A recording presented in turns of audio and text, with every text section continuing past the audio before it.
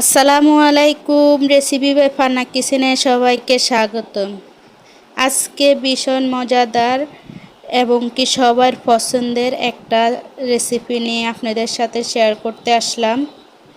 Chicken fry কে না পছন্দ করে, যে এই নামটা শুনবে সবারই জিভে পানি চলে আসবে। তো আমিও বাসায় তৈরি করে নিয়েছি খুব সহজে, তাই আমার বন্ধুদের সাথে শেয়ার করতে নিয়ে আসলাম। আশা করি ফুল রেসিপি আমার সাথে থাকবেন, একটুও টেনে দেখবেন না। টেনে দেখলে হয়তো অনেকগুলো জিনিস স্কিপ করে চলে যেতে পারেন, তাই মূল রেসিপিতে আপনাদেরকে নিয়ে যাচ্ছি। প্রথমে আমি দুইটা ব্রয়লার মুরগির লেগ পিসগুলো ভালো করে ধুয়ে নিয়ে আসলাম। আনার পরে এগুলা একটু ফিটের সাইড দিয়ে মানে নিচের সাইড দিয়ে একটু ভালো করে কেটে নিচ্ছি, যেন ভালো করে মশলাগুলো ঢুকে। আর উপরের সাইডটাকে আমি চাকু দিয়ে একটু কেটে মানে নিচ্ছি, আবার একটু ঘায়ে দিয়ে মানে যেরকম ফাটতেছে ওই রকম করে ভালো করে ছিদ্র করে নিচ্ছি, যেন ভালো করে ছিদ্র করার কারণ হলো যেন ভালো করে মশলাটা ঢুকে এজন্যে। তো সবগুলো মাংসকে একইভাবে আমি কেটে নিব। তো আমার বন্ধুরা অবশ্য ফুল রেসিপিতে থাকবেন, তাহলে এরকম মজাদার আপনারাও ঘরে তৈরি করে নিতে পারবেন চিকেন ফ্রাই। তো আমি একটু দুইটা করছি, পরে আমার ছেলে আসি ভালো করে এগুলা কেটে নিচ্ছে। কেটে নিয়ে ভালো করে এগুলা মানে এখন আমরা মাখাবো। তো বলছে যে মা হয়ে গেছে, তাই আমি চলে আসলাম এখন মাখানোর পর্বে। তো প্রথমে মাংসগুলো ভালো করে কাটা হয়ে গেলে আমি এগুলাকে উঠিয়ে নিচ্ছি। আমি আসলে এগুলাকে আগে ভালো করে ক্লিন করে নিয়েছি, কেননা পরবর্তীতে দিলে এখানে আরও পানি আসতে পারে। এগুলোকে পরিষ্কার করার পরে আমি অনেকক্ষণ মানে রেখে দিয়েছিলাম যেন পানিটা ঝরে যায়। তো এখন একে একে মশলাগুলো দিয়ে দিচ্ছি লবণ, জিরার গুঁড়া, ধনিয়ার গুঁড়া, আর দিয়ে দিলাম এখানে 1.5 চামচের মতো বারবিকিউ মশলা। আর দিয়ে দিয়েছি সয়া সস। লবণের পরিমাণটা একটু কমিয়ে দিতে হবে, নয়তো সয়া সসে লবণ থাকে, পরে একটু বেশি লবণ হয়ে যাবে। আর এখানে কিছুটা গোটা মশলা আমি একটু বেটে দিয়ে দিচ্ছি, যেমন কি জয়ফল, জয়ত্রী আর ওই যে স্টার অ্যানিস, এই 3টা মশলা আমি অল্প একটু নিয়ে ভালো করে একটু মিশিয়ে নিয়েছি।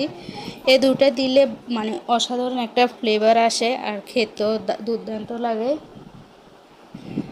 তো পরে দিয়ে দিলাম এক ফাতা টমেটো সস, মানে একটা টমেটো সস দিয়ে দিচ্ছি, আর একটু ওই যে দিচ্ছি বিট লবণ, আর একটু দিয়েছি আদা রসুনের পেস্ট। এগুলো দিয়ে ভালো করে এখন মেখে রেখে দিব। তো মাখামাখির কাজটাও আমার ছেলে করতেছে, ভালো করে মাখিয়ে এগুলোর ফিট ও ফুট করে সবগুলোতে মাখিয়ে নিচ্ছে। তো সবগুলোতে সাইডে সাইডে যেন কোনো জায়গায় বাদ না থাকে, এটা খেয়াল রাখবেন। খেয়াল রেখে ভালো করে মাখিয়ে নেবেন। তো মাখানো হয়ে গেলে এটাকে কিন্তু 20 থেকে 30 মিনিট একটু রেস্টে রাখবো, তাহলে মশলাটা ভালো করে ঢুকবে। আর আপনাদের হাতে যদি সময় থাকে তাহলে আপনারা আরও 1 ঘন্টা বা 1.5 ঘন্টা রাখতে পারেন।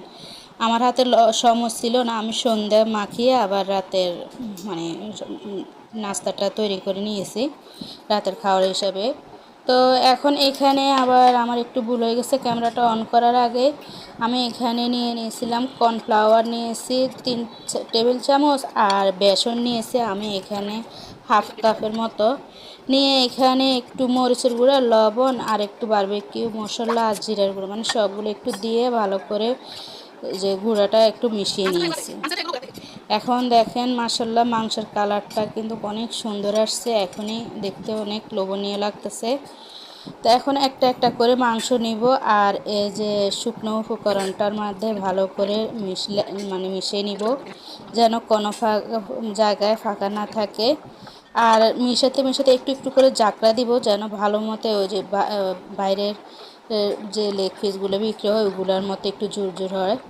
আর আপনারা যদি আরও ভালো করে এটা কাটতে পারেন তাহলে আরও বেশি মানে ঝুরঝুরা হবে। আমি আসলে এত বেশি কাটি না, কেননা আমার হাতে সময় ছিল না, অল্প কিছুক্ষণের ভিতরে আমি এটা করে নিয়েছি। তো একে একে সবগুলো কিন্তু আমি মেরিনেট করে নিয়েছি। এই যে সবগুলো আমি মাখিয়ে নিয়ে এখন চুলায় চলে যাচ্ছি। চুলার মধ্যে আমি সরিষার তেল দিয়ে দিয়েছি। তো আপনারা আসলে আমার মতো ভুলটা করবেন না। আসলে সরিষার তেলটা দেওয়ার পরে অনেকগুলো ফেনা আসে, একটু বোঝা যায় না। তো আসলে সরিষার তেল দিয়ে করলে একটা জিনিস হয় কি, খেতে অনেক মজা লাগে। আর দ্বিতীয়ত আরেকটা সমস্যা হয়, এগুলো তো অনেক মানে ফেনা আসে, আসার কারণে বোঝা যায় না। তো আমি সরিষার তেল দিয়ে করতেছি, আপনারা পারলে সাদা তেল দিয়ে করবেন। তো এই যে দেখেন, দেওয়ার সঙ্গে সঙ্গেই কিন্তু ফেনাটা উঠতেছে, আর যখন ঢাকনা দিব তখন আরও বেশি হয়ে যায়। তো আমি এই জন্য চুলার আঁচটা একদম লোতে রেখে আর একটু পর পরে আমি ঢাকনাটা উঠিয়ে উঠিয়ে মানে করে দিচ্ছি, না তো আমার ঢাকনার সাইডের থেকে মানে ফেনা মানে তেল ফুটতে থাকে। এই যে দেখেন চুলার নিচে অনেকটা পড়ছিল, একবার পর আমি মুছিয়ে নিয়েছি। এর সরষের তেলে একটুকে মানে সমস্যা, দাঁড়া থাকে মানে এটা ভাজতে হবে। তো দেখেন মাশাল্লাহ বারে পুরার লেগ পিসগুলোতে কি সুন্দর কালার আসছে, আর দেখতেও কি লোভনীয় লাগতেছে না। আশা করি আপনারা অবশ্যই অবশ্যই বাসায় তৈরি করবেন। আর একটা দুঃখিত, আমি মানে ফুল রেসিপিটা হয়তো ফুল রেসিপি বলতে যখন আমি লাস্টে পরিবেশন করব ওই সময়টা আমি দেখাইতে পারি নাই। ওই সময় দেখাবো যে আমার হাতে মানে ছিল না, আমি করতেছি আর ওরা নিয়ে মানে খাইতেছে সন্ধ্যার সময়তেও।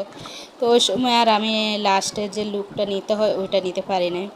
তো দেখেন মাশাল্লাহ সবগুলো মানে লেগ পিস অনেক সুন্দর, আর খেতে এত মজা হয়েছে, আপনারা বাসায় যদি না তৈরি করেন তাহলে বুঝবেন না।